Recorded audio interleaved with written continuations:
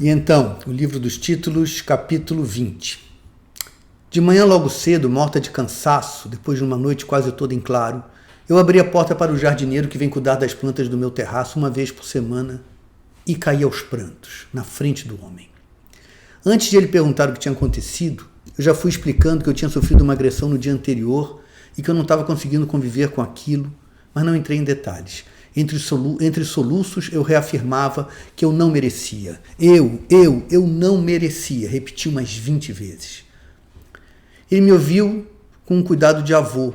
E quando eu terminei de chorar, aquele homem tão manso me disse que ele podia resolver o caso para mim se eu quisesse. Eu quis saber o que ele queria dizer com resolver o caso. Matar o sujeito, foi a resposta que ele me deu. Quem mataria? Perguntei por pura curiosidade sociológica. Eu mato, dona Constança. Mato com todo o respeito, sem fazer sofrer nem na frente da família. Levo para um canto e mato, em nome da senhora. Não crie. O homem que cuidava das minhas petúnias, das minhas camélias, das minhas rosas. Eu perguntei como foi que ele começou a matar gente. Ele disse que não era coisa que uma moça educada como eu tivesse que ouvir, mas eu insisti. Tinha sido por causa de um rapaz no morro que havia dito umas gracinhas para a filha dele quando a menina tinha 12 anos. E era sabido que o tal sujeito tinha feito coisa ruim em outra comunidade. A minha crença na civilização me obrigou a perguntar por que ele não tinha procurado a polícia.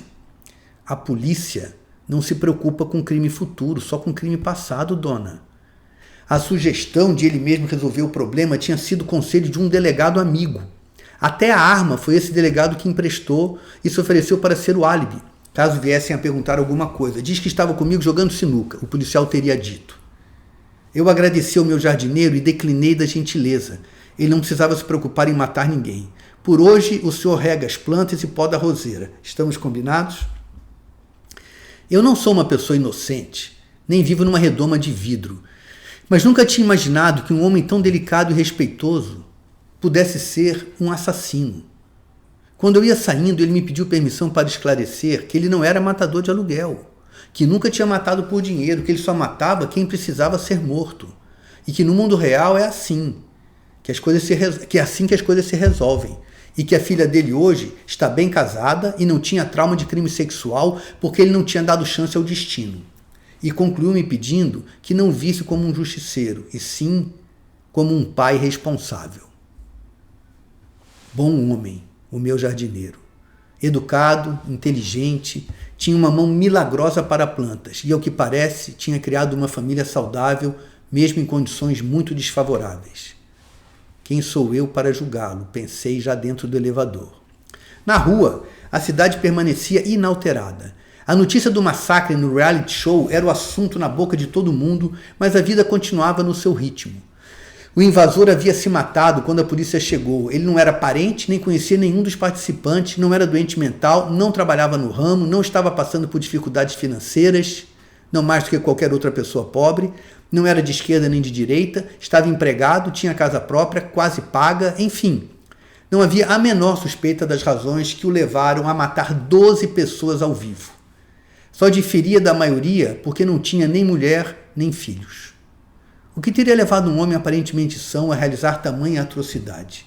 A questão ardia em chamas e exigia uma resposta, mas os ônibus continuavam circulando, os supermercados abrindo, as farmácias, a casa lotérica, os cartórios, tudo funcionava. É terrível a força do capitalismo financeiro industrial. A produção não pode ser interrompida. O luto necessário não faz parte da linha de produção. Não há tempo para reflexão, apenas para a ação. O sistema não reconhece o valor econômico dos processos psíquicos.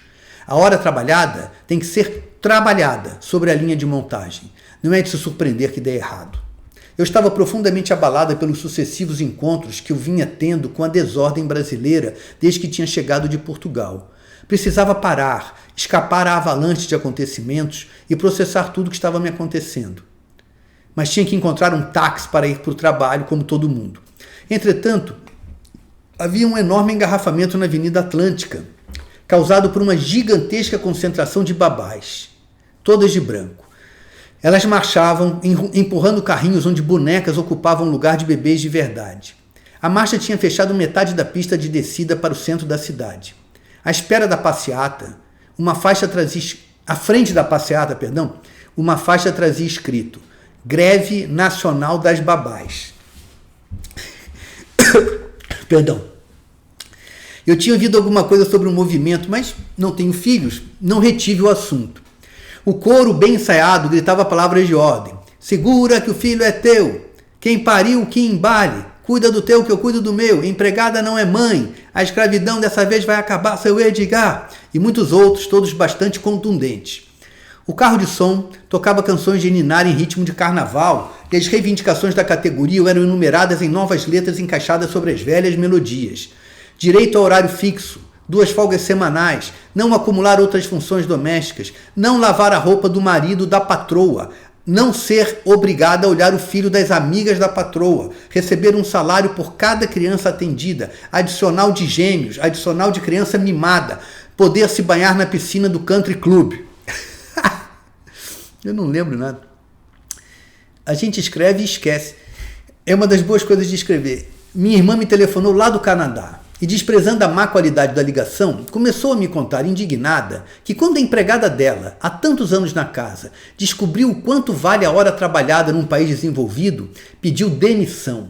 E já estava empregada na casa de uma família local que eles tinham conhecido no Canada's Park Wonderland. Minha empregada vai emigrar antes de mim, ela gritava possessa. Mas que ingrata, eu disse, mas a minha voz sumiu dentro da gritaria reivindicatória do cortejo, que a essa altura já estava bem próximo a mim. Minha irmã não me ouvia e perguntou o que é que estava acontecendo, que barulheira era aquela. Eu ia responder, mas perdi o raciocínio diante do que vi. Do outro lado da avenida, vinha chegando outra passeata, composta por donas de casa. Marchavam decididas de encontro às babás e cantavam também, em ritmo de rap, as suas demandas, pelo fim da tirania das domésticas, é hora do basta, pelo turno de trabalho de 14 horas, pelo retorno da folga quinzenal, pelo direito a descontar do salário tudo que as empregadas quebram, que tragam marmita de casa, prisão para a safada que seduzir o patrão. Os dois grupos se encontrariam em 100 metros, e os ânimos estavam se acirrando. As palavras de ordem se sobrepunham em uma escalada de agressividade galopante. Vai lavar a bunda do teu filho. Cansou de trabalhar? Volta para o teu barraco na favela. Vai pegar teu filho na escola em vez de ficar fazendo massagem. Invejosas, mimadas, pobretonas, decadentes, ignorantes, ultrapassadas. Quando os dois grupos se encontraram, foi como uma partida de futebol americano. Só não tinha a bola. Pancadaria feia, violenta, sangue e roupas rasgadas, cuspe, chute, dentada, choros também, arrependimento de algumas, revolta redobrada de outras. E não veio polícia para separar, nem homem algum teve coragem de se meter. Cheguei ao trabalho atrasadíssima e, apesar de atônita com o conflito da Avenida Atlântica, fui logo tratando da edição de O Trágico Destino dos WhatsApp. Sugeri para minha equipe mudar o nome do livro para A Boneca Viva. Todos gostaram. Concordamos que era mais instigante e assustador. Pedi que me localizassem a escritora. Quando o meu amor chegou, mais atrasado ainda do que eu, nem me deu tempo de contar os incidentes da noite anterior e dessa manhã. Ele estava transtornado. No caminho para o trabalho, ele vinha conversando com seu motorista, uma pessoa que trabalha para ele há mais de 15 anos, de total confiança, que leva as filhas dele para cima e para baixo, a quem ele considera como um amigo. Mas hoje o homem revelou uma outra face. O meu amor reclamava da crise política que tinha paralisado a economia e lamentava a recessão que faria todo mundo sofrer, quando percebeu que o motorista estava dirigindo com grande irritação. Nem lhe passou pela cabeça que pudesse ser por causa de alguma coisa que ele estivesse dizendo. Eram comentários recorrentes, uma conversa como tantas outras que eles já haviam tido muitas vezes. Mas, de uma freada brusca, o motorista virou-se para trás. Mas, depois de uma freada brusca, o motorista virou-se para trás, encarou o patrão agressivamente e declarou que ficar ouvindo o rico falar em sofrimento era até engraçado. Todo mundo sabe que quem se fode sempre é o trabalhador. E não acreditei que ele tivesse tido a coragem. Eu não acreditei que ele tivesse tido a coragem de falar um palavrão. Mas ele tinha dito, mas aquele tinha sido só o primeiro. O meu amor ainda relevou considerando que todo mundo tem direito a um dia ruim. Mas o homem estava possuído de uma ira santa. Estacionou o carro em cima da calçada e perguntou se o patrão sabia quantas horas ele demorava para chegar ao trabalho. O meu amor sabia e tinha, inclusive, ajudado o motorista a comprar um carrinho para ajudar. O senhor gosta de andar nesse carrão, mas acha que eu tenho que andar num carrinho. O senhor conhece a vontade de querer comprar uma coisa de boa qualidade e não poder? Qualquer coisa. Um sapato, um casaco, 1 quilo de carne de primeira, uma televisão grande, um telefone moderno. Ter aquela vontade de dar para o filho um computador e não ter dinheiro para comprar. Uma vontade que é igual a uma fome. Dá até como que um tipo de desespero imaginar a vida sem aquilo, de tão grande é o desejo de possuir a coisa almejada. O senhor conhece essa tristeza de saber que nunca, por mais que trabalhe, que nem um filho, nunca a pessoa vai deixar de ser pobre? Agora o empregado tinha atravessado a linha do respeito. O meu amor não era responsável pelos males do mundo. Não? Então quem é? O motorista interrogou, afrouxando o nó da gravata e encarando o meu amor pelo espelho retrovisor.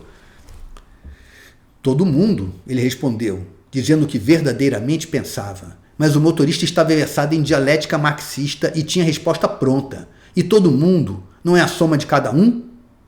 Meu amor percebeu que a questão era outra. Ele quis saber se o motorista estava com algum problema pessoal. O meu problema, ele disse, com os dentes trincados de ódio, é o senhor e a sua bondade inútil. E conseguindo algum sossego para se explicar, esclareceu. Bandido roubou a minha filha no ônibus ontem, doutor. Mas eu só soube de noite. Porque na hora em que ela foi assaltada, eu estava levando as filhas do senhor para a escola. E cheio de recomendações da patroa para tomar cuidado com a violência. Que sentido tem eu proteger a sua filha se eu não posso proteger a minha? E a pergunta ficou respondida pela falta de resposta. O motorista desceu do carro e abandonou o emprego em pleno congestionamento matinal. O meu amor sofria com a decepção, mas não tinha tempo para se lamentar. Teria que sair voando para pegar as filhas na escola e depois levar no balé. Onde está a mãe dessas crianças? Eu perguntei, já irritada. Estava desesperada com a greve das babás. Ela tinha um dia cheio de trabalho e não sabia o que fazer para suprir a falta da empregada. Ele tinha que ajudar. Eu quis saber se ele confirmava o nosso compromisso de logo mais. Apesar do caos daquela manhã, eu mantinha viva a animação de me encontrar com o senhor, por favor, me leia, e sofria com a possibilidade de um adiamento. Ele já saía apressado e gritou da porta do elevador. Confie em mim, fique tranquila. Fiquei tranquila. Ele viria. O dia foi intenso. Nenhuma mulher veio trabalhar. A greve das babás fazia um estrago maior do que de qualquer outra categoria. Mas despachei com os homens da equipe. Estes vieram todos. Ao que parece, nenhum deles considerou faltar ao trabalho para ajudar em casa. A autora de O Trágico Destino dos WhatsApp atendeu prontamente ao meu chamado de última hora e tivemos uma reunião maravilhosa. Nossa afinidade era grande, desde que fez dessas que faz a gente acreditar em predestinação, outras vidas, karmas. Passamos a tarde juntas, rindo e nos deliciando uma com as histórias da outra. Acertamos a publicação do livro e fizemos planos para outros que ela já tinha em mente, dos quais ao menos um ela podia me adiar o título. O Artista do Silêncio. Trata de um ator cuja performance consiste em postar-se de pé no palco e lá permanecer por 2 horas sem dizer uma única palavra, nem fazer movimento algum. Diante da figura imóvel e muda, o público vai aos poucos sentindo necessidade de preencher aquele vazio. As pessoas desatam a dizer o que pensam, umas a elogiar, outras a xingar, a reclamar, a agradecer. Há quem recite poesia, quem cante, e aquela produção livre de muitos discursos compõe o texto do espetáculo. E aquela produção livre de muitos discursos compõe o texto do espetáculo. O ator faz um enorme sucesso, os bilhetes se esgotam com meses de antecedência, mas ele termina sendo censurado por um governo ditatorial.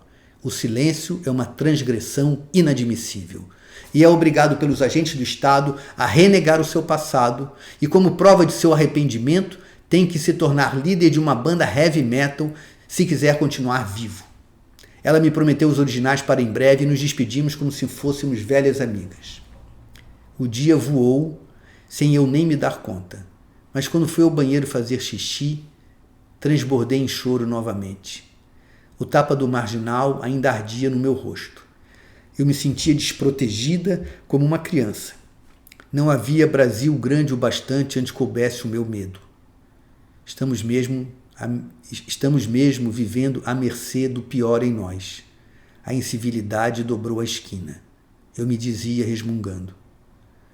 Mas logo me lembrei do compromisso de amor de logo mais e já não quis mais sofrer.